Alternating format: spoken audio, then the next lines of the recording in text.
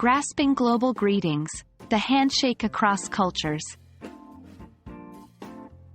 Hello, language learners.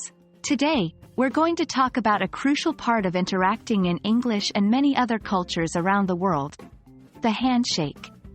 This small, non-verbal gesture carries a lot of meaning and varies significantly from culture to culture.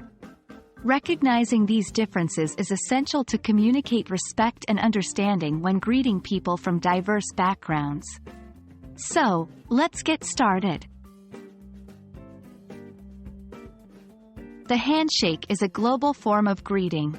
It's primarily used in formal situations or business contexts and is seen as a sign of professionalism. But it's also more than that. A handshake can convey respect, establish trust, and set the tone for the conversation or relationship. Most commonly, it involves two people grasping one another's right hands and briefly moving them up and down. However, the specifics of the handshake can vary in firmness, duration, and accompanying body language, and that's where cultural considerations come in.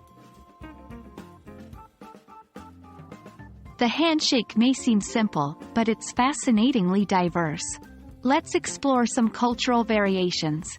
In the United States and Canada, a firm handshake is generally preferred. It's often seen as a sign of confidence and sincerity. In the United Kingdom, handshakes are not as firm and are usually reserved for initial introductions, particularly in a formal or business setting. In many Asian cultures, including China and Japan, handshakes may be lighter and accompanied by a slight bow. This gesture expresses respect for the other person. In some Middle Eastern cultures, the handshake can be longer than in Western cultures.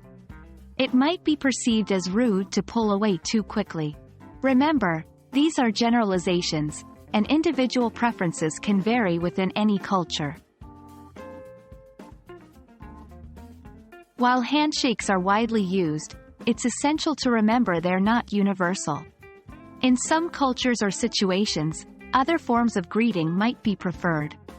For example, in many Indian or Nepali cultures, people use the namaste gesture, pressing their palms together with a slight bow, instead of a handshake. Furthermore, be aware of situations where handshakes might not be appropriate due to religious or personal reasons. In some cultures, shaking hands between different genders might be avoided. Being observant and respectful of these differences is key to successful cross-cultural communication. And there we have it, an introduction to the world of handshakes. We've learned how this common form of greeting can vary in different cultures, and how important it is to be aware of these differences. Remember, the handshake is more than just a simple action. It's a way of expressing respect and goodwill. I hope this knowledge enhances your understanding and communication with people from all around the world. Keep practicing, and see you in our next lesson.